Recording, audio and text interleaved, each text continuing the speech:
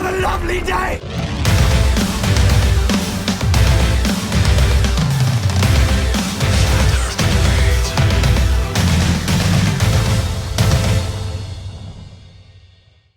Welcome to Flat Earth Debate, Uncut and After Show. I'm your host, Nathan Oakley, and if you're new to this channel, or you've not done so already, be sure to subscribe and hit the bell notification icon to keep up to date with the Flat Earth Debate. If you'd like to join the community debate, then go to nathanoakley.com and check out the Flat Earth Debate forum to keep up to date with the community debate. If you'd like to support this channel, there is a super chat that runs alongside each of these shows while they premiere, and there's also a PayPal, Patreon and crypto link in the info box below the video. I'm just about to set up for the first live debate of the day, so I'm going to pass over to the panel. There is a few members in there and I'll raise the mic on them while I set up for the first live show. Communicate with you and don't communicate with me, and then that way we'll just keep us separate, because we're butting heads here, because I done made myself clear and you're still saying the same thing. So when it gets to that point, I usually just stop talking to the person. Well, if I disagree with you, I'm not going to step out of your way. You don't have to step out of my way, but I'm just saying, I talk to you. in other words, I just don't really want to have a conversation with you, if you don't mind. That's okay. Ooh, but if what's you happened? say something Been that gone 2 bothers minutes. me, I'm going to respond to it. You don't have to respond back if you don't want, but I'm going to talk to you. Bit of infighting going on. I've only stepped away for 2 minutes. No, I don't know that's- why. I was just agreeing with him, and he didn't like it. No, it's not that you're agreeing with me and I don't like it. It's just that I explained myself to you. And as soon as I finished explaining, you went right back to telling me I take control. I'm not taking control of anything. I'm on the panel. When I'm on the panel, I'm playing a role as being on the panel, and I'm speaking from that perspective. That's not taking control. I don't interrupt. I don't just jump in the middle of people's Isn't this where you conversation. say, like the court of law, just we both said our piece and just move on? Isn't that No. what you say? Yes, but I do that for a reason, because what happens is when two people are having an argument and both sides present their case, well, at some point you we gotta. presented our case, and this is that point. Are you going to let me finish? Or you, like I said, you can seem. That's why I don't want to talk to you, because you're That's interrupting. Okay, listen. I tell you what. Don't talk to me, okay? Because I don't like you. I'm going to talk to you as much as Okay, I want. but I'm not going You to don't have talk to to you. talk back to me. That's fine. That'll quiet you down. I like that You too. could, yes, you can do that. But if you respond I to will. me when I don't want to talk to you, I'm going to embarrass you. So just be aware of that. All right? No, that's not going to happen. Sorry. You're talking to the wrong guy. Watch. We'll see.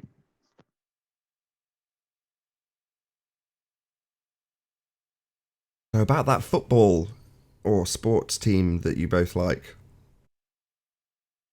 I'm not into sports at all. No? No takers? Bummer. Now, when you say ball, you say American football or UK football? I've no idea about sports. I don't know.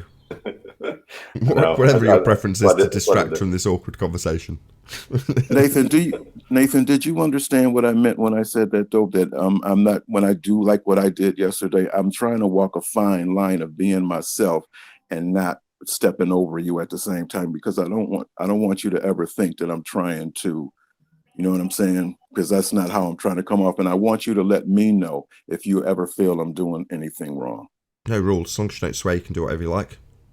Okay. Now, do you mind? Yeah, I think if we you, both understood. We both understood. I'm just still fine. talking to Nathan. I'm talking to Nathan. That's please. okay. Okay. That's Well, all right. just I'm talking to do you you. always interrupt when somebody's having a conversation? Do you hear me talk much? I don't talk much. Okay, but Just you're when I have an talking opinion. now. But you're talking now. Why? Yeah, that's all right. Didn't you say that you were going to stop talking? But I'm and talking address to me when I talk? Nathan because I'm trying to talk to Nathan and you're interrupting me. Can I make my Yeah. point with him, please? Go ahead. Go ahead. Thank you. So anyway, Nathan, when I hear you in a conversation with somebody, if I'm on a panel, I might play mediator so that you don't have to be the judge of your own conversation, and then they accuse you of not giving them a chance. No, it's useful. I mean, I didn't hear the preceding conversation because I was making a cup of coffee, so I don't know the follow-up to this, but there we go. Or the build-up to this, rather. But yeah, I mean, yeah, if I'm debating somebody, obviously I can't moderate my own conversation with somebody else. So at some point, yeah, it's useful if somebody steps in on the panel and says, look, you're just going round and round and round in circles.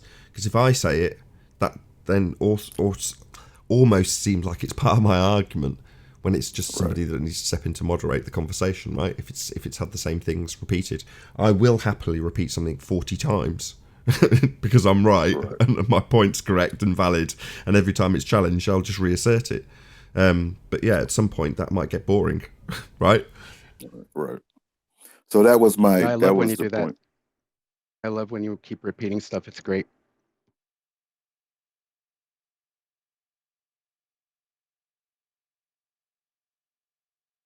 So yeah, that's what I mean. I just because that's what I was doing yesterday, trying to play sort of moderator and see, like with somebody like Brenda, what I was trying to get her to do was stop repeating. So that's why I jumped in and said, "Hey, what are you trying to say, Brenda? Because you're saying this in this way, trying to get her out of that loop that she was stuck in by yes it is, no it ain't, yes it is, no it ain't, yes, that kind of thing."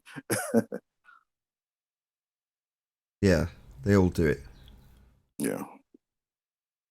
Because what happened with Brenda, see, Brenda was in a situation where you know how the boxer get hits with a punch and their knees buckle and they're trying to buy time.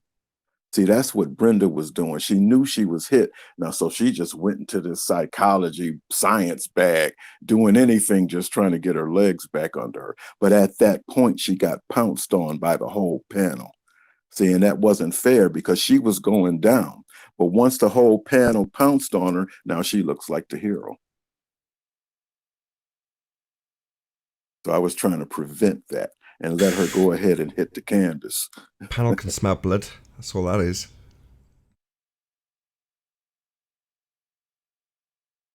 So, okay, that's like cool. a pack of wolves.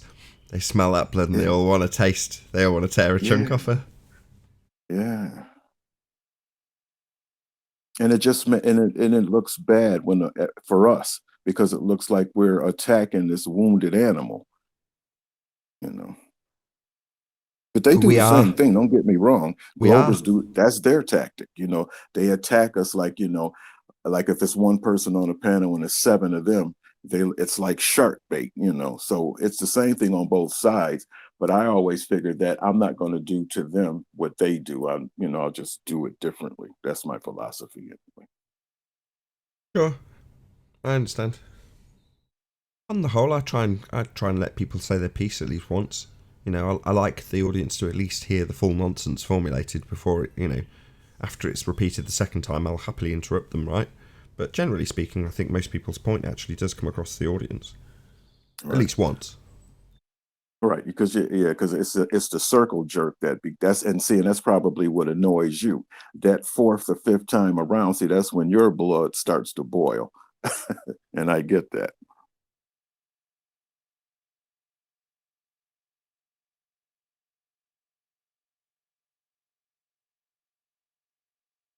Yeah, that's happening less and less. Time goes by. Yeah. It's becoming more and more comical. Yeah.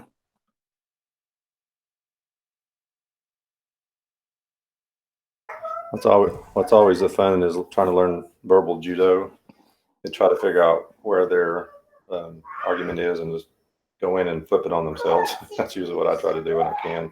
That's why I try to listen most of the time, and then trying to and ask questions so I can make sure I understand what they're saying. And once I get in a position, then I flip them over. Some of those things. I was watching Travis yesterday was in I was watching a rerun later in the day, but he was in the hangout with about 7 or 8 Globers, and they were just they were trying to rip him to shreds. Now the thing was, Travis was just holding a basic argument. In other words, he was taking his time to form his thoughts, and if he took too long to answer, oh my God, you should have. It was like boom, boom, boom. You want me to educate you? You want me to teach you? And Travis was like, no, listen, I'm just trying to understand. But they just were not giving him a chance to do anything. It was like 5 of them. I'm just listening to this going, oh my goodness. Well, that's usually when I get into discussion with anybody at all. I just stop them. I say, you know what, you interrupted me. I've not got my point out yet. If I'm trying to formulate my thought, give me a minute to do that. You know, so you just have to call them out on that, saying you're being rude by not giving me the chance to formulate my thought. If it takes me a second, back off. You know, so You could probably call that Earth Flattener syndrome. Oh, come on. You're just slick. That's what happened. Listen, now don't mess with me. I'm one of those people. You mess with me, that is not a good idea. That's all there is to it. Total hypocrite. you just said you weren't going to talk to him, and you just went at him. No, You know? that's so priceless. I didn't go. I'm just saying. Yeah, I know. It's going to be a funny show. I can just feel it. Oh, that reminds me. I've titled the show, I can't remember what I've titled it, something like chat bashing or something like that. And the reason I've called it that is because we are slightly devoid of Globers willing to come in. And I'm more than happy to just chat bash them, basically. In other words, read out what they've got to say from the chat and rip it to pieces from here. They're not willing to come in, but they all watch and they're all chatting on sock accounts. Then, yeah, I'll read out some of their comments, see how they get on. It's kind of like one of those things. If you don't have any, if a bunch of sharks are in the tank, and they don't have any constant feeding of fish of some kind, they'll start turning on themselves. I think we're starting to see that just a little bit. Yeah. Mark Sargent says that quite a lot. He's like, well, we've just got like dissension in the ranks. You know, people are in the trenches long enough, they start fighting amongst themselves.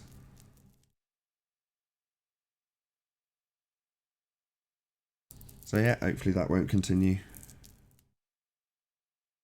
Did we go live ever yet, or what? No, got 5 minutes.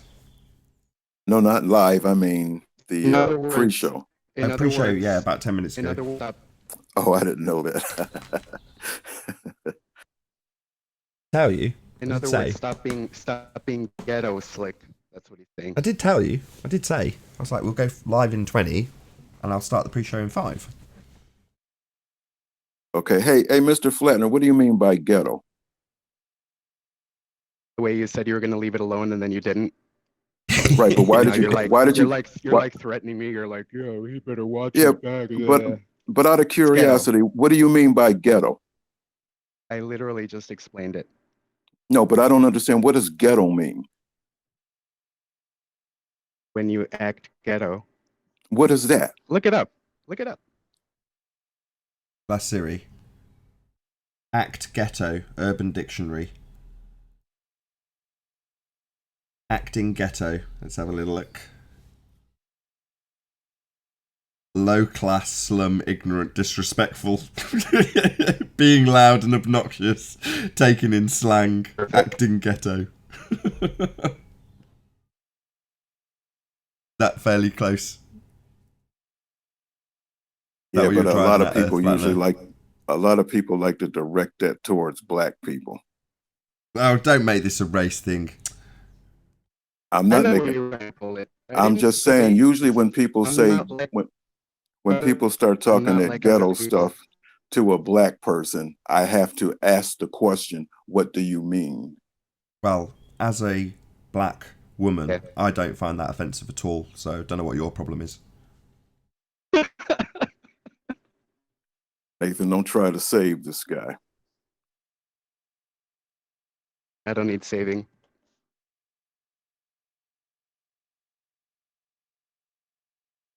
Well, as far as I'm concerned, you're a glober to me. So I will treat you like a glober. What the hell? No, that's good stuff. There's nothing wrong with that. Hey, you're the one with the oblate cap. It's the new insult. Oh my god, that kind of behaviour is lower than globe heads. Well, like I said, that's in my.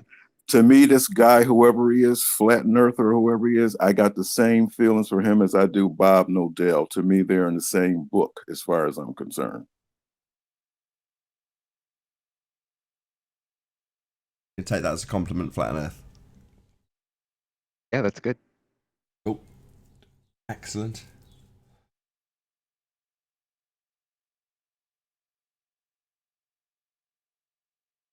There's this other character too that's like this flattener guy, this mind of God, whoever he is. He's got that same attitude. He's like a glober, always running off at the mouth for no reason. Mind of God smashes the super chat quite a lot. Not that means I But then- endorse anything he says. I'm just noting that that's the only reason I know that name. Oh, I got you. But yeah, he's just like this flattener character, always just, got something to say. Yes, we got it. Stop being ghetto. Oh, that was hilarious. You're a comedian. So Nathan, is there any proof of curvature anywhere yet? I'll ask in about 3 minutes. Me, personally, no. Definitely not. Quite a lot of examples of perspective, though. Although they are not curvature. Did you see what was going on in Skype under the Master B? I think they were talking about that Jose was saying something about, let me see if I can find it. Look. Or Chris Berry was saying, I guess they were saying in Jose's hangout that you can't use long distance observation, laser test, or mirror reflection test due to refraction to, I guess, prove anything or something to that effect. You do what? Refraction or diffraction? It says reflection. Chris Berry was saying something about it in the Skype Master B. I guess I don't know. I didn't listen to the show, so I don't even know what's going on. It'd be kind of interesting to get Jose in here to see what he was saying, but I doubt he will. Scrolling through it now, I can't see anything on it. Well, the reason I ask is one of those would be invalid because if it's Jose putting that argument across and it's refraction, then he's going to be using terrestrial refraction, right? 7/6R. Right. So begging the question fallacy on steroids doesn't count as some arbitrary condition that's foisted upon us by globeheads. And no, I don't arbitrarily apply 7/6 of your begging the question fallacy. Sorry. Hey Nathan, do a quick mic check because I just plugged my USB mic in. Am I too loud or too soft, or is it okay? I think it's perfect. Okay. Yeah, the time on it was Tuesday about 9:10. Well, it might show on my time, so it may not show you what. Yeah, it won't show. My time's my time. It was like Red Hen. I guess Travis was saying something, and Travis had posted something, and then anyway, not a big deal. I just thought it was interesting. I'll have a closer look later. Right. 1 minute and we're starting. Trying to get us back on track. And any of the sharing or anything. Bummer. I'll do it after housekeeping.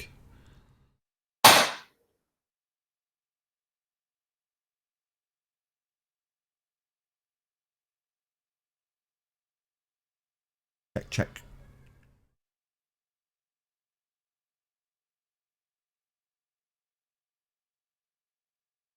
Oh, what a day! What a lovely day!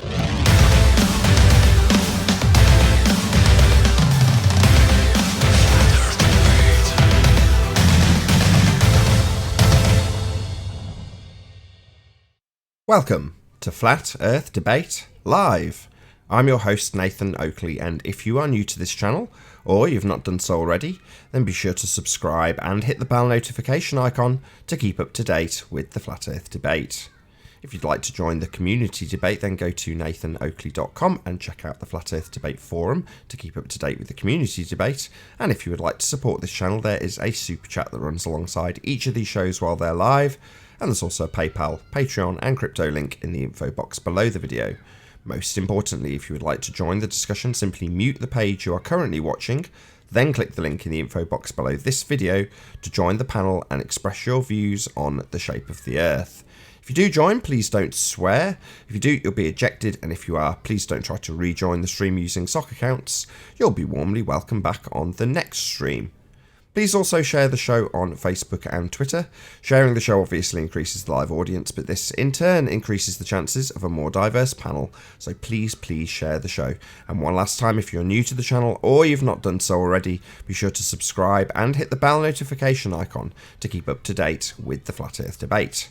Now, a massive shout out to Colin Turner for hitting the super chat during the intro.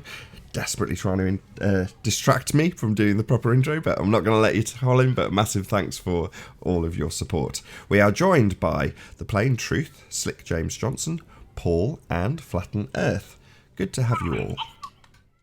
Hello. Morning. Hello. We did a bit of, or an attempt at a bit of housekeeping during the pre-show, so let's start with proper housekeeping. Any signs of Earth-based curvature? Nothing that I'm aware of. Nope. Talking to you, Travis. Oh, no, sorry, I'm distracted. Hey, Chocolate, how you doing? Morning, everybody. Right, from Chocolate, we'll press on. Any signs of axial rotation of the Earth-based variety? Nothing that I'm aware of. Did you listen to Nope. Anthony's show last night or yesterday at all? I didn't. What did I miss? They were trying to. Somebody on the panel was talking about, like talking about the stars in axial rotation, and he made a point to say that you can't prove that what you're seeing up in the sky is, not one thing, like a ceiling or something. You can't prove that. And the other person was going against that, and it was kind of funny. So if you can go back, if Sleeping Ward's got his show up, you should listen. It was kind of interesting. So but that's the only proof they have is the supposedly, axial rotation of the stars. Yeah, definitely check it out. So if you want to check it out in the audience, that's Sleeping Warrior channel. He's got a strict Discord server, I think he calls it. And he plays that out live and has some pretty cool debates on there, I've got to say. I haven't seen him for ages. I spoke to him yesterday about Bob Nodell. Other than that, I haven't really spoken to him with his virtuous, what's the word, missions to go and kit the ladies of Flat Earth out with computers. Missing Anthony. Yeah, he brought that up yesterday, and I was like, you know what? If he's going to do that, I wonder if he'd do that for me. Let's see what I can come up with. He's going to become the computer engineer of Flat Earth, isn't he? Not you. So, any signs of, what should we have next? Scientific evidence of gravity. Any signs of that? Scientific evidence of what? Gravity? It's just no such thing. That Right, came up on the show as well, so you could talk. We could talk about. They talked about that too. What, gravity specifically? Yeah. Yes, exactly. And I tried to jump in and say, you know what? They say it's mass attracting mass, and I'm outside yesterday walking through neighborhoods. Because that's what I do. And I saw, when I walk by my car, I don't feel this slight pull towards my car because the car has more mass than me. I don't feel that. So, I brought as my little argument. Right, yeah, that's one thing that I've brought up, and I think it was, I think I want to say it was Chris, and I don't know if it's Chris Berry or not, but we were in Jose's chat yesterday, and whoever it was brought up the fact that all of our experience is vertical. It's never horizontal, which is the whole point of the Cavendish experiment. Okay, so we know things fall to the ground. We know the vertical displacement is real.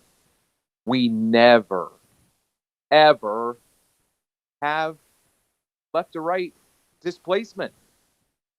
We don't feel gravity pulling us left, right, forward, backwards. It's always just down. So, that's I think an important point to continue to reiterate. Right? Well, no, not always down. If you're lighter than the medium you're in, Yeah, if that medium happens to be air, then you'll go up. Sir. Correct. And then on top of that, if something Which is what I meant by up, vertical then. on top of that, if something is picked up from the ground, it'll just go back to the ground if it's heavier than the air. Yeah, I've always had an argument. I should be able to lay a lead ball on my table, put a ping pong ball next to it, and over time, that ping pong ball is going to be drawn towards the lead ball over time, but you never see that. You know, no one ever said that to. In summary, mass doesn't attract mass. How you doing, Arwin? Hello. Good afternoon. Good afternoon. Any evidence of the distance to the sun? Yeah. There is no Evidence to distance to the sun. The sun is right where it needs to be for your experience. I like that. as an apparition within your sight. We have to elaborate on that, Arwin, because I want to understand what you mean when you say. Are we saying the same thing? Probably not. I think you are. You are saying the same thing, actually, Arwin. Well, Slick James says it's where it needs to be, but that's very non-specific, and I think that where it needs to be, it is where we see it. No. We I see said something, it's in our sight, and that's pretty much all we know about it. But sure. no, the complete phrase is it's where it needs to be for our experience. That's the part that needs to be in there. Hey, Chris. Okay. Hey, Nathan. Good to have you. Is there any evidence of a self-perpetuating molten iron core at the centre of a presupposed spherical Earth? Nothing. Have to go digging. I always hold out so much hope for an answer in that regard. What about evidence of a gas pressure being maintained without a container? Not for long. Nothing that I can think of. What was that, Owen? Not for long. Yeah, right on. Mm-hmm. Yeah. What about the presuppositional R value? Earth radius? That's just something that's made up, right? It exists in math. I had Ranty contact me this morning. He was like, how about this for a housekeeping question? What about any evidence that the horizon is a physical location? And I said, that's a really good point to argue, and I pointed him in the direction of my discussion with Bob the Science Guy, where he flip-flopped between it being an arbitrary point in the distance where the sky appears to meet the land and a physical edge that you can measure to. And obviously, when he presupposes that it's the leading edge of a sphere, he's presupposing it's the leading edge of a sphere. But my argument to Ranty was to say, well, it's covered in the question about the Earth radius. In other words, you can cut the legs away from that argument entirely. Yeah, you can have that argument, but ultimately speaking, that argument will always lead to the mathematics of the drop and the presupposition of the R value. So I think it's a very, very good arguing point, and will no doubt come up again with the Lite drop and dip and whatever they want to call it that day. But ultimately speaking, it does require the presupposition of R, so that kind of has the legs taken out from him. But what Ranty also said was, why don't you address some of the chat a bit more? Read out some of the chat comments. So I don't know who wants to be the nominated chat troll comment reader. Anybody going to volunteer? Who? Does that sound like you volunteering, Arwin? Have you got the chat? Oh yeah, up? sure. I always read the troll comments. Well, I was gonna, if no one volunteered, I was gonna suggest you anyway. I was going to ask. Who am I supposed to read? Doesn't the first question actually negate the other ones? Because I mean, if we don't have curvature, which is the first thing we would need in a ball, right? We would need curvature. So if we don't have that, how can we even have a radius? Yeah, we would have to find the actual curve and then find the actual rest of the curve of the ball and then measure that. Well, but don't forget, they always have fractal looming. They don't talk about it anymore because it sounds so ridiculous. Shout out to Del West Watson for the super chat. Really appreciate your support. Thank you very much indeed. By showing a model. Therein lies the irony, Chocolate, because if you look a little bit closer, most of the questions in the housekeeping actually answer themselves within the question. So, for example, any evidence of a gas pressure being maintained without a container? Well, the necessary antecedent's in the question, isn't it? Right? You know what I mean? Any evidence of a molten iron core at the centre of a presupposed spherical Earth, right? In other words, the question answers itself. The question is already answered within itself. That's why after the first question, to me, it's kind of like a moot point. We don't have curvature. We don't have the rest of the other shit. Right. You know, That's why every- when we've got a Globie on the panel for the housekeeping session, which often happens in the second show, that's normally where the conversation elaborates from the very first question, right? Well, if we're on a ball, this is the bottom line, there is curvature everywhere, from every location, always, and there just isn't. So you're right, Chocolate. The whole debate starts and ends with that very first question, which is why it's the first question every time. Any signs of curvature? Nope. But we can look a bit harder. Maybe we can get soundly on it. Well, then too, they will go Just into maybe. it's not flat, it's level. But level is not flat, and on the gravity is level. Oh my goodness, that's the funny one.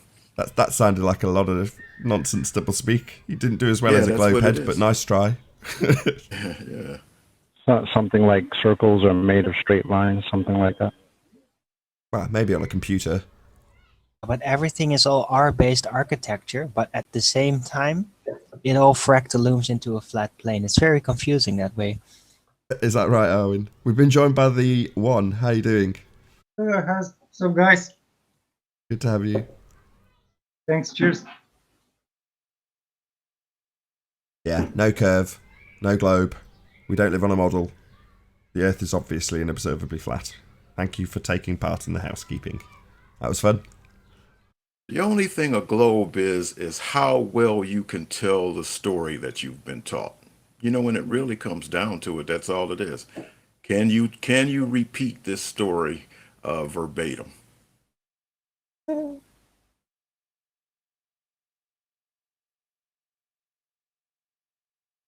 Yeah. By the way, I've been thinking a little bit about globes in general, and I've come to realize that there's actually a weird psychological effect where people, if they, with their eyes and with their attention, keep track of a ball, that actually works hypnotic and therapeutical.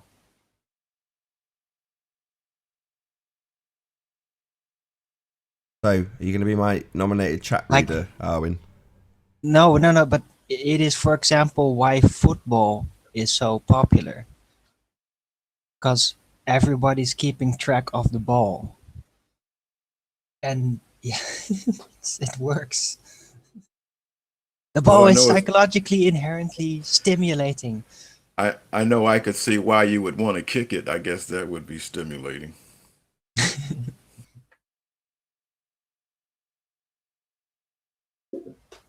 Right. I mean, when I think of a globe, the first thing I want to do is kick it, you know. What do you reckon, Arwin? You're gonna be cooperative? With what? Well, I'm hoping you'll pick out some choice comments from the chat thread. I would do it, but in the daytime, my projector's so covered in glare I can hardly read it, so I'll just be stuttering over every comment rather than actually reading it well. Whereas because you typically read comments from your live thread, subscribe to Arwin now, ARWIJN, and you can catch the early bird show where you can see just exactly this happening. But I'm hoping you'll read out some of the comments, and then we can, as a panel, pull them apart if they're interesting. Okay, I'll take a look. Nathan Oakley, the £1,000 flat Earth perspective challenge. Rory, I haven't got a clue what that means. Sorry. Maybe you can explain it in a bit more detail, and I'll respond to that. See what else we got.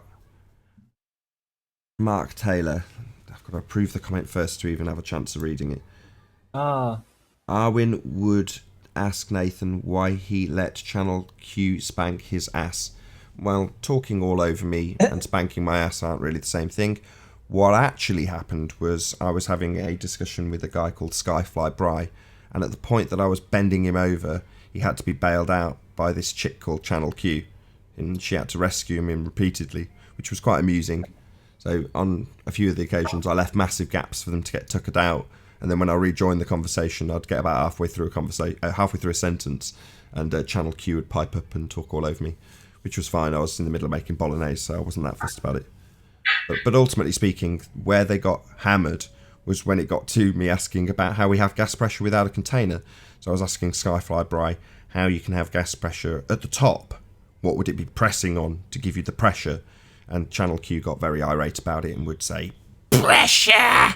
And try and mimic me in some rather vile way. Nevertheless, it kind of got to the point where I could point out I that got they a weren't follow-up answering. comment for you from Rob Vanderklok. Now we're At talking. Nathan Oakley.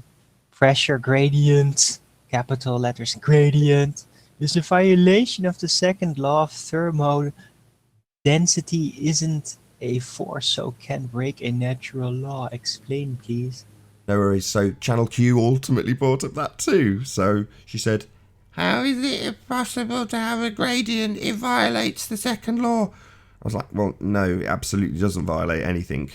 And here's a demonstration of it. So I pointed in the direction of good times for all. And she just kept on asking the same rinse and repeat question. And then P. Mars played it for her, which was quite amusing.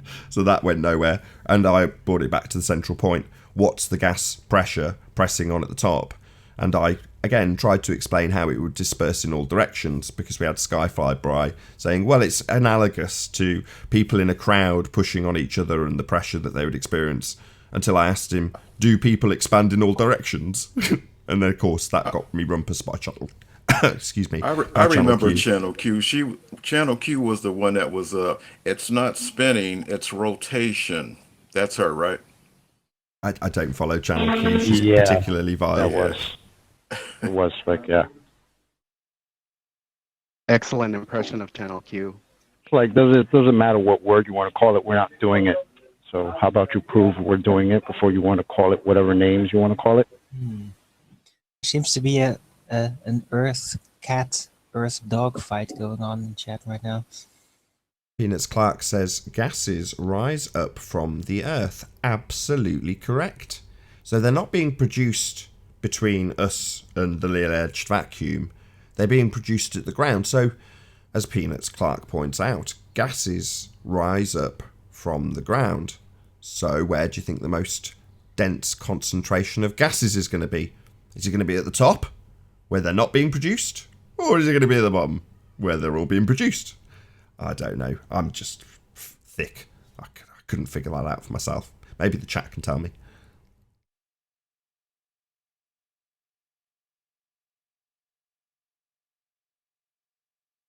Well, we are talking about people who think that other people are living antipodal to them under their feet. So, yeah.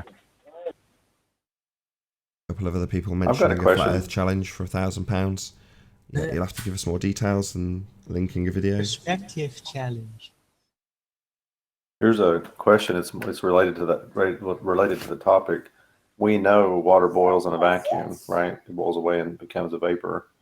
I would be interested to see what happens with an ice cube. Excuse me. I know there's a point where really it would, even with ice, it will turn into a gas without even boiling. That's why you're an ice maker. You can turn your ice maker off and leave your ice trays in your refrigerator, and over time they'll eventually be gone, even though it did ever boil. So I wonder, it'd be interesting to see somebody do that in a vacuum chamber. So like that would explain, comments, James Mannion says, mate, you've helped me with a couple of debates with people that initially battered me with what I now know is pseudoscience. Good for you.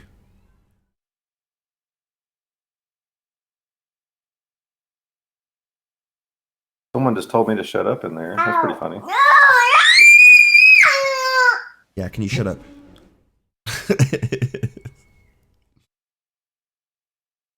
Any more, Arwen? You on top of it? Let's see.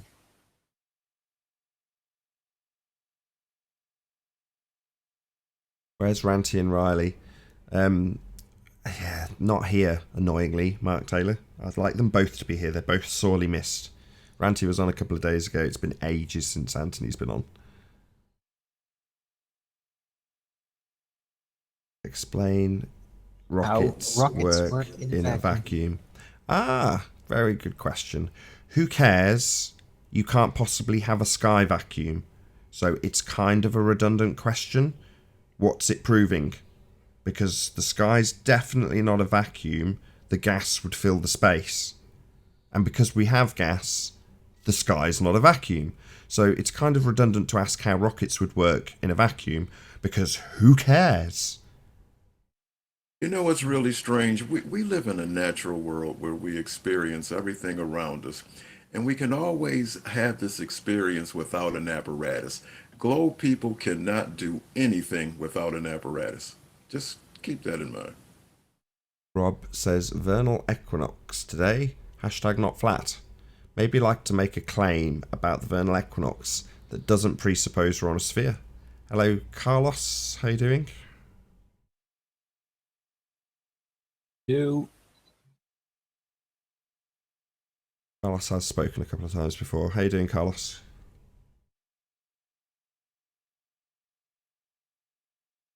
Oh yeah, by the way, Nathan, do you know what happened with Hori? Hori Sheet Show? Yeah. No, but he's immediately had lots of ridicule set in. So somebody found out a video where he was doing an endorsement for a penis enlargement product. Seen that? Yeah. Hori went in full. Okay, hold on. Listen, that's what he does. He does commercials. That's right. Exactly. That's what I was saying. Yeah. Sorry about that. He went full in. He's like a professional advertisement actor. Yeah. And he goes in very far. So. But... Boom, boom. Penis enlargement joke? No? Okay. Goes in very far. Oh, what did I walk into? Yeah. No. Oh God, I didn't even think about that. No. But he's just somebody that basically took every order, went for everything. Sure. My point wasn't about the ad. It was just the fact that he was being ridiculed. You know, Yeah. I hadn't seen any Hori Sheet Show ridicule pieces particularly. He goes rogue for whatever reason, says flat Earth's fuck you or whatever he said on that thumbnail with nothing going on the video. A description that says he hasn't had any support, and then loads of ridicule videos come out thereafter. So that was more my point, not necessarily the actual content of the video. I get it. He does advertising. Shout out to Paul Hall for the super chat. Thank you very much, Paul. I will not shut up.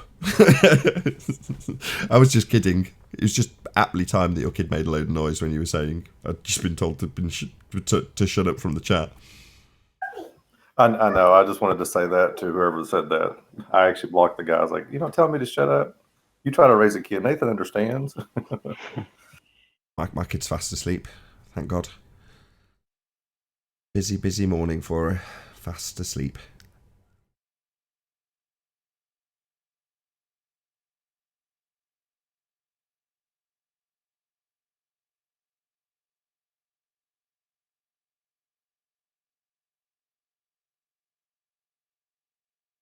We're all quiet because we're all reading the chat to see if there's any decent comments to rip apart. Explain no parallax in the constellations. What about it? What's your claim? What's the point you're making? I make no claims in that regard. Don't know what you're talking about. Sorry. Yeah, see, and like I said, that's my whole point about experience. You know, it's just me anyway. My perception of flat Earth is just all experience. When I look up into the sky at night, I just see the sky the way it presents itself. It seems like it was put together that way for that experience. It's kind of just a beautiful thing to look at. I don't understand why would I want to pick out a star and try to determine how far that star is as opposed to another one. Like I could ever do that, you know. Yeah, it is what it is, right? When people say it doesn't work on a flat Earth, you're like, okay, break that down for me, show me. Again, Skyfly Bry yesterday showed me an example very similar to Anthony's debunking of the heliocentric assertion, which is to say these people can't make this observation on all these different points in the southern quote-unquote hemisphere. Well, number one, if you're going to turn that into a globe proof, you've got to beg the question. And number two, this Skyfly Bry had a cartoon of people sat on the edge of a azimuthal equidistant projection tipped on its side in 3D with, like I say, 3 cartoon characters sat on it. I'm like, well, let's see the actual observation of that occurring then. Show me that actually not being the case. and he hadn't got a thing. You're like, so no one's made this observation. You're just claiming that would be what you think would happen based on this misrepresentation straw man of map that you've got. You know, just an outrage, really. One of the things that I think came up on that about southern star rotation, and I've thought about this quite often, and I've seen other people do it. You know, if magnetic fields can, affect light, which we've seen that it can, we don't know how that would affect what we see in the sky. You know, it could account for, the sunlight in Antarctica, 24 hours of sunlight in Antarctica account for star rotation. A lot of that can be accounted for if we fully understood how the magnetic field and magnetic system work. But we don't, so it's hard to call speculation at this point. Right, I'm going to read James Mannion's comment. Someone needs to start a Flat Earth for Beginners show, as most people, like me, need a good starting point, like understanding the non-existent curve, for example.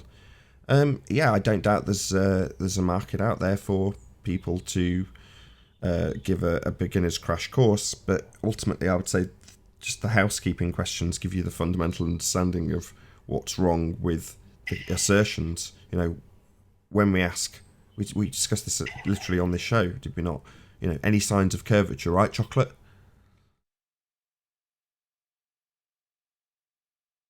Chocolate. Doing busy work, don't pull him off if you can't. I hear you. Right, so Yeah. that's You got most of it. curvature, you have radius. Obviously, the gravity that we're told about is what created this ball that we're supposed to be on, right? Compressed everything into a sphere. Well, we can't find that sphere. Sorry. Well, you could do One of the things I always like, when they say you're always on the top of the ball, how come that can't be you're always on the bottom of the ball? Because you are. So I don't understand why that can't be a phrase. We're on the bottom of the ball right now. Doesn't sound as good though, does it? Because the directions all become relative to the direction of the gravity force and But the concept is still there. I mean, we are on the bottom of the ball. Now they got to cut that out. You're always on the top. No, you're always on the bottom. May I say something? Nah, but there's bottom and top. Go ahead. It's no longer relevant. Yeah, go ahead. I've just joined in. I was kind of waiting for somebody to acknowledge, but I don't know how it works. But I've never heard any Glober say that you're always on the top of the ball. That's top and bottom are relative. Right. Yeah, relative. Correct. That's how they describe it. So, yeah, but I'm just saying I've never heard any globehead say you're always on the top of the ball. That's because it's the same relativity of being perpendicular to the center of the Earth, so that you're always level. So it doesn't matter. Right, conceptually. So whenever we see the Earth from space, supposedly, the North Pole is always on top. Well, it's well, exactly. That's because that's how they present it always. And then we think of up and down. Therefore, we say, well, the North Pole is the top and South is the bottom, and we always thinking in that orientation. But exactly. That's an excellent point. Correct. So you're hardwired when you say north or south to fundamentally understand that you are talking antipodal when you say south. For us, I don't know where you might be in the southern hemisphere. For all I know, no slip of the tongue intended. I did deliberately use the word hemisphere because we're talking in that context. So you are hardwired to use that word hemisphere and say south. Well, that's antipodal. That's down under, right? And it isn't. South's that way. I'm pointing outwards. You can't see me, but I am. Well, according to the flat Earth model, yeah. Well, no, just fact. That's why I love the antipodal point, because it's just nonsense. Like people are living under me, upside down to my position. Stupid. Not on the flat Earth model. Just south is just out towards the horizon. That is the direction of south. It's not on It's a flat that Earth model. way. It's that way, yeah, exactly, Arwin. It's definitely not down. Hey Nathan, I have a question for you. Go ahead. And I tried to join yesterday, but I couldn't unmute fast enough, so I got kicked off. But the video you have made about the notebook, I'm sorry, the book disappearing in the distance when you lower the camera, you recall that video? Yeah, angle of attack video. Okay, would you call that an observation or an experiment? Just an observation. Okay. I was just wondering. I didn't. Just wondering if you've considered that a observation or an experiment. And being that it's an observation, what were you observing, or what did that observation prove or clarify? Exactly what it showed. Just have to observe what it shows. So what did you see in the video? That's what it demonstrates. Okay, but so are you claiming that it was caused by the angle of attack because you were lower to the ground, or because there was a uneven floor? Well, the uneven floor, if you want to claim it was uneven, which it wasn't, makes no difference because I can't lower the lens of my camera phone to the level of the floor. So there's about, I don't know, I think it's 8mm, 9mm, plus the case, another couple of mil, say 1 centimetre, and then to the centre of the lens, maybe another couple of mil, 3mm. So maybe 1.3 centimetres above the ground. Well, you're not going to ever argue that there's going to be an obstruction 1.5 centimetres high on that floor that's going to interfere with what's happening in the distance. It just isn't the case. Well, I would argue, but because I would think, in a span of 50 meters, an undulation of 1 or 2 inches would not be noticeable to your eye, and that would, depending on where it's at, it could, in fact, obstruct the object, further down the floor. And the fact that you didn't demonstrate that the floor is perfectly leveled, that could be an alternative reason of why it disappeared. No, That's just my opinion, of course. It's the same reason though, isn't it? Because if you're to assert there's an undulation in the floor that is ipso facto smaller than the book, but can obscure the book by lowering the camera, then that's a description of perspective. Something that is smaller, a mere undulation in the floor, can obscure something that is bigger and further away. So if you assert that it's the undulations in the floor causing an obstruction, then that still supports my argument. Which was? That perspective causes it. Well, not directly. Perspective didn't directly cause it. Perspective caused the book to be smaller in the distance, and an object that is smaller than the book but closer to the observer or camera in this instance was big enough, or its angular size was big enough to obstruct the object behind it because it was in front of it, and because the floor wasn't 100% level. And that's the reason why when people show small boats disappearing, I say, well, that's a too small of an object to say that it is curvature, because it could very well be what's called the distortion, mirroring in the water, or some waves in between the observer and the boat, causing it to disappear. So that's why when a globe head said, would bring an argument of saying, oh, that small boat disappears, well, it's really hard to tell whether it could be curvature or distortion in the mirroring, or the waves closer to the observer, like you said, because of angular size. Since the object is far away, the angular size is smaller than something closer, even though it's smaller than the object behind it, because of its angular size, and it could be obstructing it. But that doesn't necessarily prove that it's because of directly because of perspective. It's because of the orientation, or where the objects are. Well, but that is perspective. So, other than you declaring that that's not perspective, you've basically made my argument in quite a concise way and then declared that that's not perspective. Well, let's put it this way. if we think about of a theoretical, perfectly plain, perfectly flat plane, would that book disappear? Yeah, eventually it'd get too small to see. Well, I disagree. So you think you can see? That's the difference. Sorry, That's you the think difference. you think you can see forever? Well, of course, if you take No, into consideration, go ahead. No. Did your response? Oh, of course, mean yes?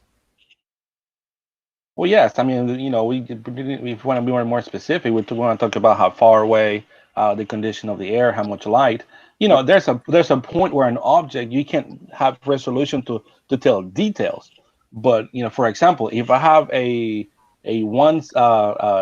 quarter inch light bulb in front of you, and I light it up, you can see it. If I turn it off, you still can see it. Now, if I walk a mile away, if the light bulb is off, you can't see it. But if I turn it on and plain darkness, you'll be able to tell even though it's a mile away, wouldn't you? That doesn't mean that it disappeared. It just means you Right. can't Here's tell the here's the difference. problem. Here's the problem. You're giving us a thought experiment right now, and we might think, well, yeah, sure, I could probably see it if you turned it on. But if you then walked another mile and another mile and another mile, it would change the angle and the size of both you and the light bulb, and you would not be visible any longer. I mean, Don't say eh. I'm trying to get to respond. I don't want to respond right away. Let me think. uh, Depending of the brightness of the object and the distance, yeah, if it was not as bright of an object, then the further and further, the smaller, then you couldn't really make have enough resolution to tell what it was. But we're talking about I think the difference here is an object sitting on a plane and an object just going into the distance. Because how far away do you guys think the sun is? Sorry, no, we're not going to have a change of subject. Do you think we can see Yeah. forever? Okay, that's fine. Do you think we can see forever? Depending on the brightness of the object, but I mean technically yes, but Not I don't technically. know. No, sorry. It's a really no. hard. No, you can't see forever. Eventually, your light example, coincidentally massively increasing the angular resolution of that light by turning it on. Nevertheless, as it's just been pointed out to you, yeah, that might happen at a mile. But then what happens at 100 miles? Do you think you can see a flashlight at 100 miles? Or do you think the angular size would be too small to see?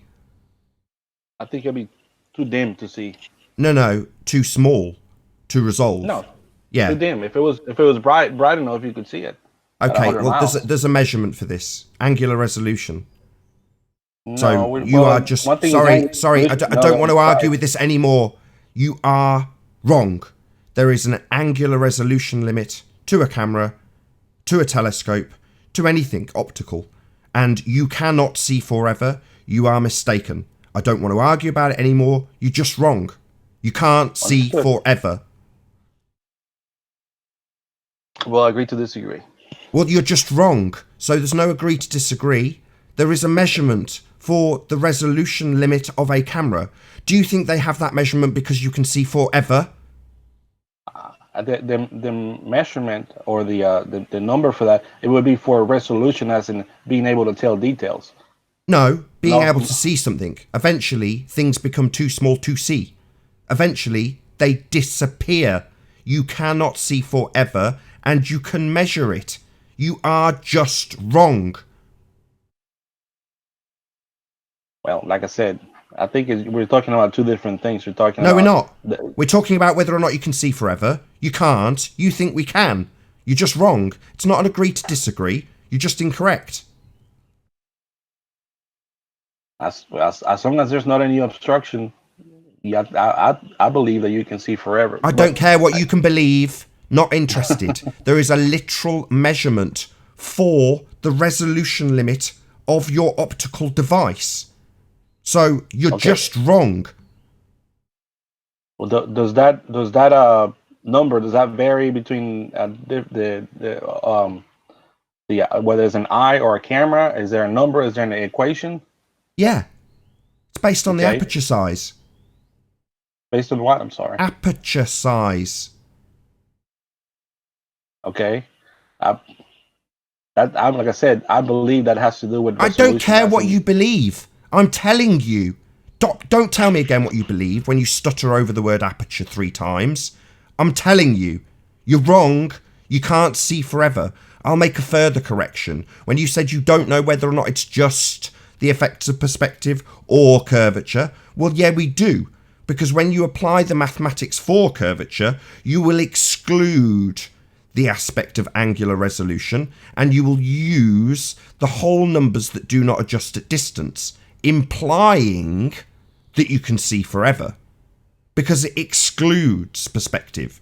So while you've fallen victim to a calculation that gives you the height of the mountain in feet, even though it would change its angular size given its distance, then you have been deluded into believing incorrectly that you can see forever, because that is how the calculator misrepresents reality, by removing perspective and calling it curvature. So all of what you have detailed about how big something is or its angular resolution, the thing you deny, will be ignored and replaced with something called curvature when assuming a radius value. So yes, you can absolutely look at something in the distance and just say that's perspective, that is, something getting small with distance. And then when the globe head applies his maths, I'll point out that the feet and inches value is irrelevant. It's based on its angular size and distance, not how many feet and inches you plug into a calculator that thinks you can see forever when you can't.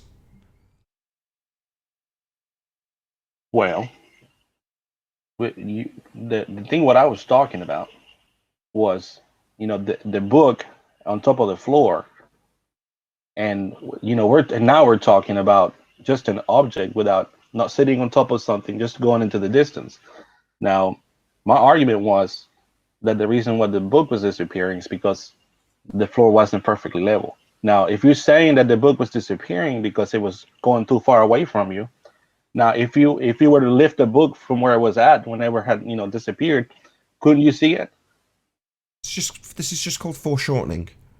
Look it up. Foreshortening. Foreshortening. Yes. Okay. I will look that up. Would you define that for me? Yeah, the angle of view decreases as you lower your camera. The field of view in the lower section gets more and more acute, till eventually the resolution limit is breached and stuff in the distance disappears. I call that the angle of attack. Hey, Brenda. Yeah. Is that an actual like what the term that you just told me to look up? Is that what exactly? I mean, has somebody researched this and put it online? Yeah, foreshortening. Foreshortening. So you're saying when you're lowering the camera at the same level as the object, that you're shortening the angle of attack? No, is that what you're saying? The field of view in the lower half of your camera will become more acute as you lower the camera. Simple. I demonstrate it in that video. And unless you are to assert that there is an undulation in the floor that is physically bigger than a book sat on the floor, then you would also affirm my argument that things in the near foreground, which will be given a millimetre value in your calculator for curvature, yeah? Well, how many millimetres obscures something with a bigger millimetre value isn't? Well, never. The thing that's got a lower value will never block the thing with a bigger value, because Muppets who use those calculations think you can see forever. Well, that's perspective. Yeah. The same reason why you can block the sun or the moon with your thumb in front of your eye. No, we're not talking about the sun. We're talking about a book, are we not? Yeah? And unless, as I've just asserted, and you've completely ignored, you are to assert that an undulation in the floor is physically larger than the book, then you can only use a perspective explanation. And the perspective explanation is negated entirely by the undulation, if put into the curve calculator, being given a millimetre value, same as the book. And if that millimetre value in the foreground is smaller than the thing in the background, you can see it. even though I demonstrate that you can't. That would be an effective perspective. Well, Not Earth curve. my rebuttal was that the undulation, the angular size was bigger, even though the undulation That's might have been fascinating. smaller. Well, yeah, back to my point. If you are to say you can't tell the difference between whether or not that's Earth curve, then that very detail, the angular size, is negated by the fact that you would be measuring that undulation in millimeters, not angular size. That's what would go through the curve calculator if this was scaled up to a boat in the distance. Okay. Well, I have to roll out. Hopefully we can continue this conversation another time. But thank you for your time. My pleasure. It was a great conversation. All right. You guys have a good one. Take it easy. All right. All right. Thanks.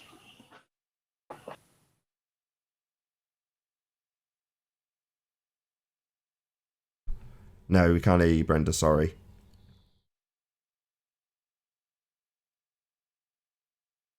Back to the chat trolls. Hey, Anon, how you doing? Can you hear us? Anon.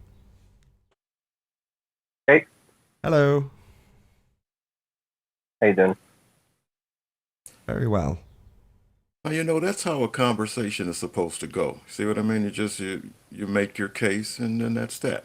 I was glad that he didn't do what a lot of Glow people do and just continue the circle jerk unendingly to where it gets out of hand. But that's how it should be done. Hello, Tarquin. Oh, that's a troll. God damn. My mouse. I got him. I don't know if you saw it, Nathan. I dropped it into the Skype under Master B. There was I looked at the YouTube on my end, and underneath it talked about contrails under the video. I thought it was hilarious. Oh, is this what? This is your American propaganda that comes underneath my video? Yep. Ain't that funny? I mean, I don't even know how they got that, because they have to be just looking at the pictures and running some kind of algorithm or something to get that, because there's nothing we've said about contrails. Contrail, also called condensation trail or vapor trail, is a streamer of cloud sometimes observed behind an airplane flying in clear, cold, humid air. It forms upon condensation of water vapour produced by the combustion of the fuel in the airplane engines. Isn't that lovely? Thank you, Encyclopedia Britannica. I'm sure my audience really wanted to know that. Wait, where is that? Underneath my video, if you're an American. Are you serious? Yeah, I'm dead serious. Hilarious. Here, I'll share it. Say again, Paul? I said I'll try to share it so you can see it live. Good job, Ranty's not here. He had a whole channel about chemtrails. Can you see it? Yeah, I've got it up now. Ain't that hilarious? So they don't show this to British people? No. Oh, wow. There's been a big push here in the U.S. to squash any kind of like anything that doesn't go with the mainstream, and it's been a huge thing. Like there's been a senator here in the U.S. that actually got a hold of Amazon to bring down to actually tell Amazon not to publish books that are talk about curing autism. And they actually got on to Amazon also to get rid of the free screening of the free videos. And they're also talking about Flat Earth. It's actually talked about in Congress. They talked about, YouTube editing and combating this Flat Earth thing on YouTube. It's been crazy. Yeah, isn't this what Winston, not even realize it. Isn't it?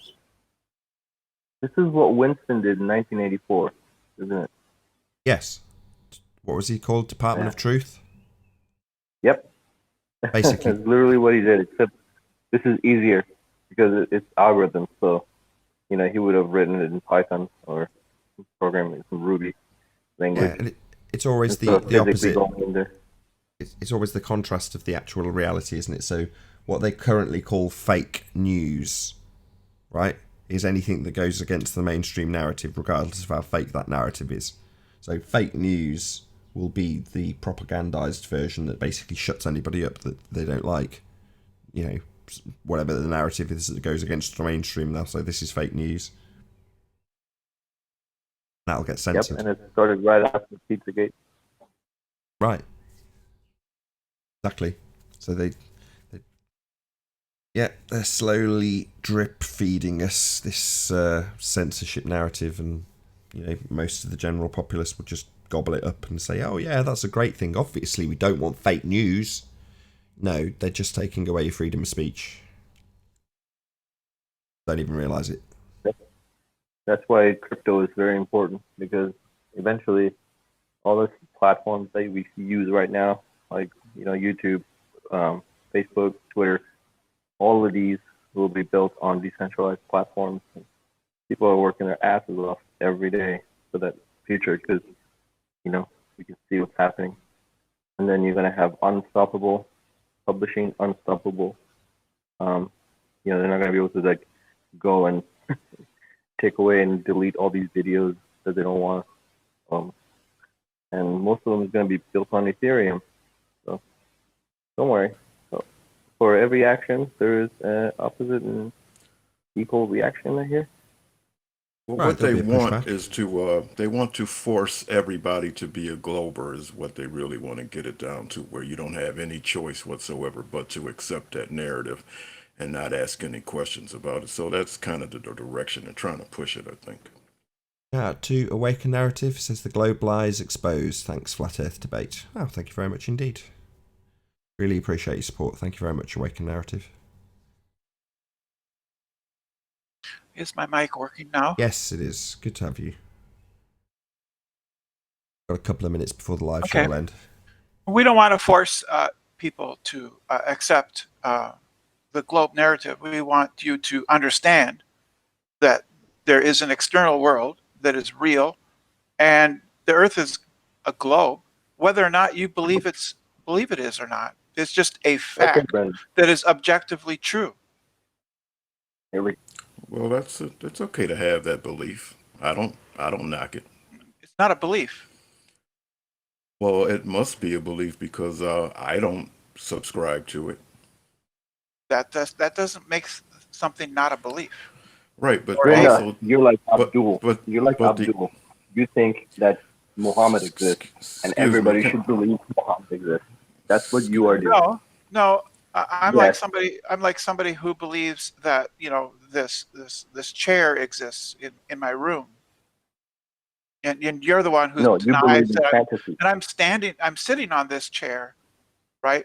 And I can explain all of the facts that pertain to the chair, and why I'm not sitting on the floor instead of up in the air, right? I'm sitting on the chair, and that explains all of the facts about me and the room and the chair. And you can't. You just deny. Well, Okay. before this guy, wait a minute, hold on, guys, you kind of cut me off. Guys, you kind of cut. Somebody else cut you off. I know, I'm not blaming you. I'm talking about the other people that cut me off when I was trying to explain myself. See, when you talk about a chair, well, that's something that I can put my hands on and touch. But see, when you put that globe in the same conversation, now that's just something that can only exist in my imagination. See, so those are not the same two things. You can't kind of mix those together. They are the same. Okay, so I can reach out and touch the globe, is what you're telling me. Yes, sure you can. Okay. Go outside, bend over, and touch the ground. Oh God. Okay, so I just want to do a quick shout out to Math Powerland. So, Brenda, when have you seen the globe? Through the videos and photographs of other people. Sorry, I'll ask again. Slight inflection. When have you seen the globe? Through the videos and photographs of other people. I'll ask again.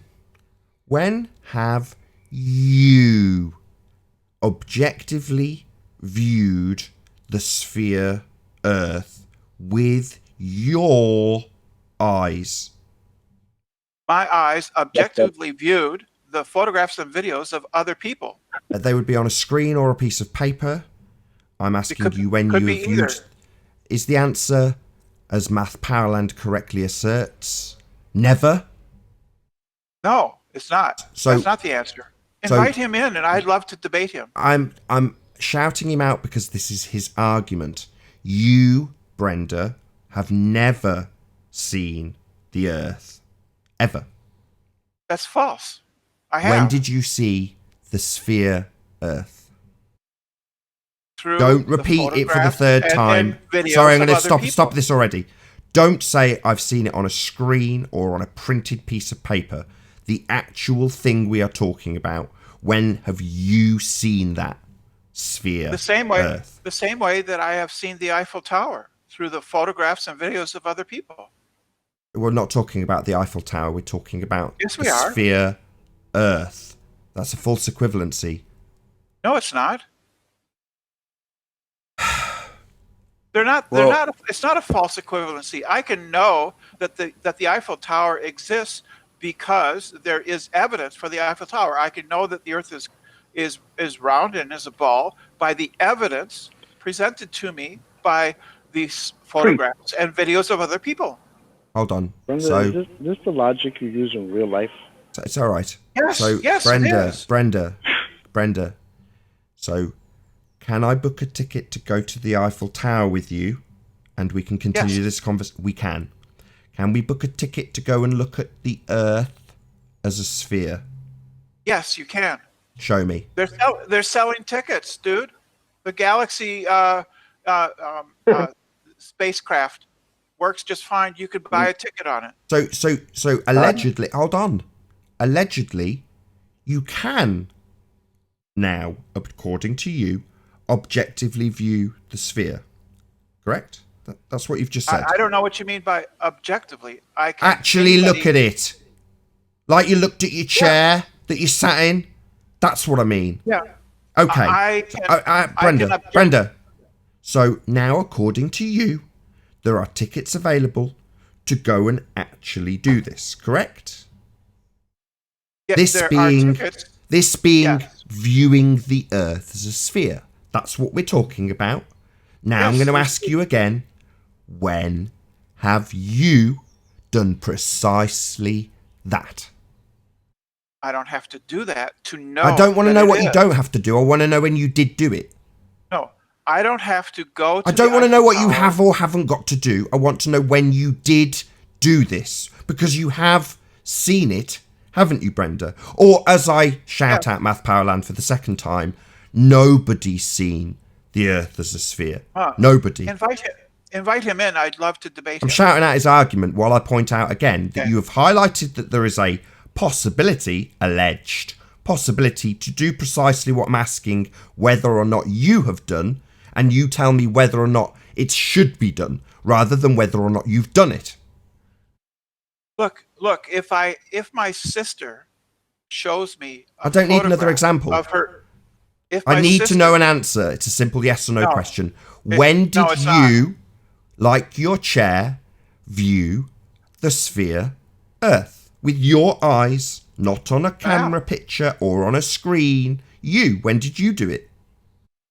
What do I use to see pictures and videos with? My eyes. So I've seen it with my eyes. That's equivocating. So No, it's not. Yeah, it's not the same. Just because I can It's say totally I the see same. my table doesn't mean it's the same as seeing a bloody zebra, because I'm looking Yes, in it both is. instances. That's an It is the equivocation same. fallacy. Let's not do this, Brenda. not You're a going to piss me fallacy. off really It's the quick. same. Right. Is it? Let's just have a laugh at you instead. So is it That's because fine. you can't admit that you've never seen the Earth as a sphere? But I have. Oh, I have seen really? the Earth. Like, so let me get it straight. You've bought the ticket, like you just described, and you went and saw it with your eyes objectively. Did you? You've done that. I have seen it by the pictures and Yeah, we videos know of that. other That's the people, 5th time taken you've by other told people. us. Anybody on the panel unclear that, like everybody who has this fundy belief, she's seen pictures? Is anybody unclear with that statement? Do we need it repeating? Belief. I'm asking other people, Brenda, not you. Shut up. Is anybody unclear that Brenda's seen pictures of her fundy belief? Oh, absolutely not. So the fact is, I wasn't talking to you, Brenda. I was talking to the other panel members. Yeah, I don't I'm care. ascertaining with the other panel members if we need to hear for a Shut up, you 7th clown. time. You don't need to talk over me. I'm ascertaining with the panel if we need to hear for a 7th time that you've seen pictures as opposed to the Earth as a sphere. Now, you've given us a description of how we could do it, but we still haven't got you to admit that you haven't. Have we, Brenda? But I have seen it. Oh, what? How have you done this? In the same way I can see other things that are not physically nearby me. The same way I can see the Eiffel Tower.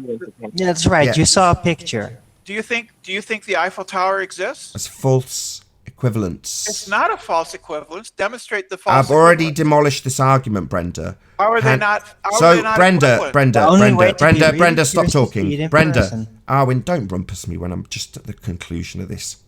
For God's sake. Conclusion of what? Oh, yeah. You're an imbecile, Nathan. That's called an ad hominem. Yes, So it we is. can- It's called an insult. No, it's just an ad hominem attack. I'm not saying that your argument Oh, is wrong shut up, because you're an Brenda. idiot. Is this because I'm you've saying- been destroyed? I'm just saying that you're Is an this idiot. you losing, Hey, resorting Nathan, to ad before- hominems Nathan. because you know we can both travel to Paris and have a little look at the Eiffel Tower? But when Right. you assert that we could go to space, that basically confirms that You you've can. not done it. And then you Nathan, rumpus could me. you- space. Yeah. Nathan, We could can. this be that point that Okay. I jump in on, and because I know at this point it's just Yeah. going to be going kind of back and forth. So can I jump in and kind of mediate for you if you don't mind? Well, yeah, maybe you could get him to not constantly overtalk me. Two I- words into my I was- replies. I was just talking to Nathan. Nathan, is that okay? You know, Can I how mediate fair at this is point? that, dude? How fair is that? You Okay, know, Brenda, He asks me Brenda. questions and he doesn't allow me to reply at all. What, I know, what- but Brenda, same this is thing what happened. 7 times. He asked you a question, but you kept Yes. saying this. Wait a minute, see now you're doing it to me. Now I defended you yesterday because I was thinking Yeah. that every time you spoke, people started talking over you. But now that's what you're. See, I can't even get a word out, and No, you keep I'm just agreeing with. We're just talking. This is conversational. I'm just saying yes. right. But don't do that because you cut the mic when you do that. So the point that I'm trying to make is what Nathan is trying to ask you is not whether you could see it in a picture. He's saying, see, you gave an example of I can identify my chair as a fact. Now you remember that, correct? Yes. So now what Nathan is saying is, can you do the same with the globe? In other words, you can touch a chair. Can you touch an entire globe? Can you see an entire globe in your view? Not through a picture, but just like you see your whole chair in a view. That's what he's trying to get at. And you touch your entire chair. I said, can you, like, in other words, you can see your entire chair, right? You can see the whole thing. You can stand back about 3 or 4 feet. Right. Can you do the same thing with the globe? Step back and see the whole thing. And have Yes. you done it? Yes, Have you can. Have you done it personally? I have seen it through the Right. photographs and I videos of know. other people. Okay, but when I asked you about the chair, I didn't ask you, did you see a photograph of the chair, did I? I talked about the chair in reality, stepping back in reality and seeing the entire chair. Can you do that with the globe? Can you step back? Yes. Okay, have you done it? I have seen it through the Okay, but videos so- and pictures of other people. the pictures. Yeah, as Slick takes over that circle jerk for her to do exactly the same thing about 20 more times, I will, unfortunately for the audience in Nathan Oakley 1980 channel, bid you farewell and say a huge, massive, enormous thank you for tuning in and hopefully smashing the super chat and sharing the show. And of course, a massive thank you to all of the debating panel for making this live debate possible. If you need something to keep you entertained after the live debate is over, then go to nathanoakley.com and check out the Flat Earth Debate Forum to keep up to date with the community debate. I've been Nathan Oakley, and I'll see you all in the next video. Oh, what a day! What a lovely day!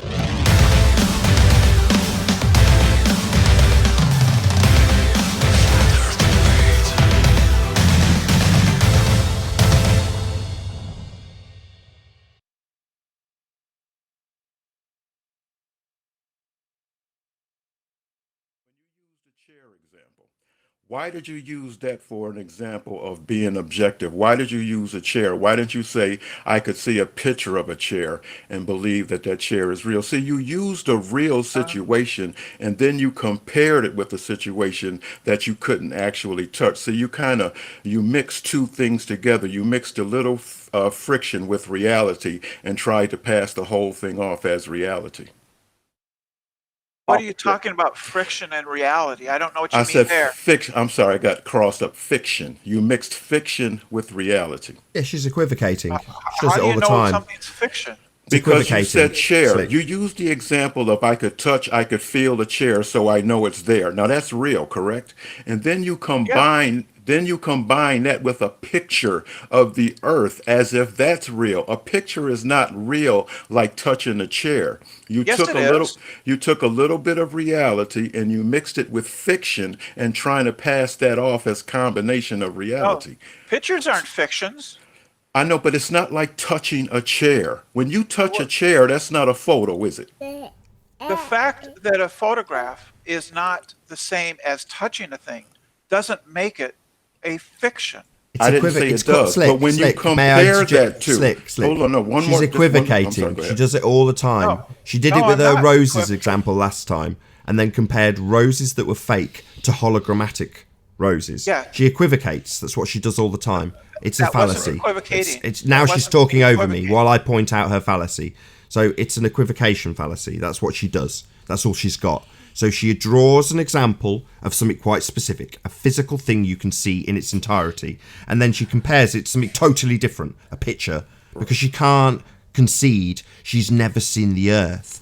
She's never seen it. It's just a fundy belief. She won't concede that. She'll just equivocate 20 times. That's like saying if I take a picture of my chair, I can't see my chair. And that's true. Sorry, that's no, not true. Brenda. No, If I Brenda. take Can a you picture of my chair, sit? I Can see you, Brenda? the chair. Brenda, can you sit on a picture of a chair in the same That's way you'd sit on it? irrelevant. I hadn't finished my statement. My God, you're triggered. you should be It's used okay, to you that, fundy zealot. You can let someone finish their statement before you answer. Yeah. Well, that's a rich Can you coming sit from you. on a picture, a 2D picture of a chair, and have it support you in the same way an actual chair supports you? That is not the question. Well, that would be the example of the equivocation. In other words, the picture doesn't fulfill the same criteria as the actual chair, and the picture of the globe doesn't fulfill your fundy belief in it, you stupid fundy zealot. It's just an equivocation. Fallacy. No, the question is whether or not. Don't tell me what the question is, you stupid dumbass. You just keep using logical fallacy here, because it's all you've got. Circle jerk us 20 times, telling us that your picture is the same as your chair, when a picture is not the same as a chair, you fundy I'm not saying zealot. they're the same. I'm not Yeah, saying. they're not the same. That's why it's an equivocation fallacy, you stupid dumbass. It's not. That's Nathan, not what an equivocation fallacy is. Nathan, let me mediate again for you here real quick. Okay, so now we're at the point where we have an understanding because Brenda, what you're doing is like everybody understands by now you're taking a real situation and mixing it with something else. This is really clear to see. I even think people on your side understand what's going on here. So at this point, it's time to end this particular line of conversation. No, and I Nathan, if disagree. you want to go ahead and round out, I then would, we can pick it up later. I would be happy to go into this with detail with you if I was allowed to speak, but I'm not. We heard you. Brenda, it's not We that heard you're you. not allowed to speak. It's just that you keep saying the same thing No. over and over. And Yeah. once you've said that about 10 times, there's no need to say it an 11th. You're the ones that keep saying it over and over, not me. Hey, Brenda, have you watched Pandora, the movie? Okay, here we go. Hold on. Sir, excuse me. Whoever you are, please don't do that. Well, let's just get to a point where we can resolve this, and then maybe he can go ahead and round out, because I know you wanted to take a break, right, Nathan? Do you think that? Oh, do you I'm think good. that are photographs real? Okay. No, you can't sit on a photograph of a chair. No, they're not. Nathan, let me, Hold on, Nathan, Slick, let me just say- handle this. Let me just handle this, Slick. So, no, Brenda, you can't sit on a photograph of a chair. It's two-dimensional. A chair... It's real, I hadn't isn't finished answering you, Brenda. Is it because you're a fundy zealot and totally triggered? Is that the problem here? Yeah, I'll try and answer again. Let's see if the Fundy Zealot can shut her mouth long enough. So, Brenda, a chair you can sit on. It's three-dimensional. A picture of a chair doesn't qualify as doing the same thing. You can look at the picture of a chair and you can surmise what the chair might do if you were in its presence.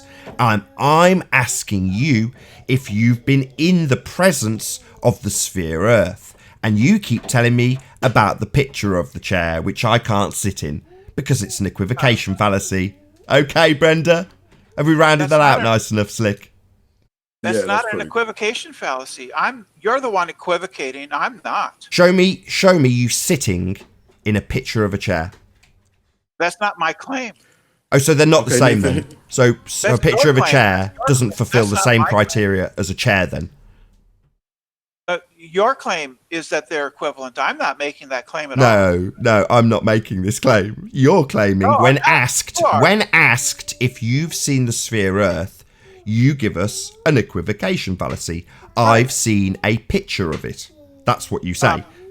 Seeing is the same whether I am in something's presence or whether or not I am viewing a photograph or a video. It's really? So let me Yeah. get it straight.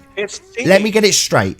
Seeing a video of a Lamborghini being driven is the same as driving a Lamborghini.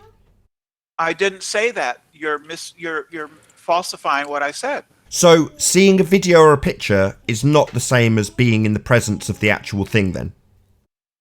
That's not what I said. No, it's what I'm Nathan. saying, you stupid Fundy Zealot. Nathan, hold on a second. Let me mediate. You really just don't know how to have a conversation, hold on a second. Brenda, huh? Hold on a second. Serious. Hold on a I'm second. not the one that's constantly interrupting. Nathan, could you do me a favor and let me just mediate this for 1 second, if you don't mind? Go ahead, Slick. Okay, Brenda, go ahead and have the last word. Everybody let Brenda have her last word, and then Nathan, why don't you go ahead and round up? Pound says it's about looking at pictures of Earth. Photographs. First word out of her mouth. Pound. No, let her have the last word. Yeah, the last word is that photographs constitute seeing in the same way as being in the presence of something constitutes seeing that thing. You heard it here first, folks. If you want a Lamborghini, don't work hard. Don't go out and try and buy a Lamborghini. Just go watch a video, because essentially, according to Brenda, it's exactly the same thing. You don't need to be in the actual presence of a Lamborghini to get the feel for it. You just need to watch a video or look at a little picture and then express your fundy belief about how you own a Lamborghini and you've been in the presence of it and you know exactly how a Lamborghini works and functions because you've seen a video. Right, Brenda? That's what you do, you fundy zealot dickhead. And with that, I'll say a huge, massive, enormous thank you to all of the audience in the Nathan Oakley stream for tuning in to this premiering stream, hopefully sharing, smashing the super chat, all that good stuff. Also a massive thank you to all of the debating panel for making this after show possible. I've been Nathan Oakley. If you need something to keep you amused after this premiere's finished, go to nathanoakley.com and check out the Flat Earth Debate Forum, and I'll see you all in the next video.